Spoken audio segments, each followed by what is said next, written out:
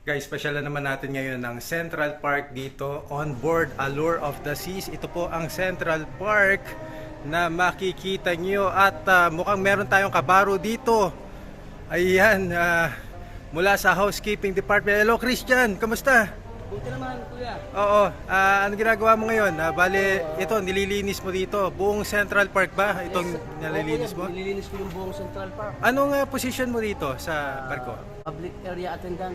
Para doon sa mga gustong pasukin itong housekeeping dito, anong kailangan na working experience nila sa Pilipinas? Ikaw ba? Saan ka nanggaling? Basta nakapag-work ka sa hotel as like a public area attendant, pwede ka nang mag-apply. So ano naman yung klaseng interview ang binigay sa'yo? Bale, yung sa mga interview about sa mga sanitation, about sa mga paglilinis, kung mga may experience ka ba, kung alam mo yung mga paggamit ng mga chemical. Oo. And ilang taon ka nang nagtatrabaho dito sa Royal? Actually, ako ay new hire. Dito. New hire pa? Oo, kuya, new hire ako. Ayun, oo.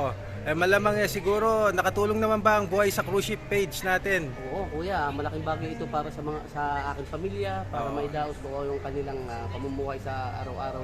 Oh, again, saan hotel ka nagtatrabaho dati sa Pilipinas? Dati sa Dubai ako sa Ayun, Fairmont Hotel. Fairmont Hotel. So napakalaki talagang working experience talagang hinahanap dito. So yan guys, medyo umuulan na ngayon dito, no? Kung napapansin nyo, at napakaganda naman ang panahon sa itaas, ngunit umuulan na. Christian, maraming salamat ha.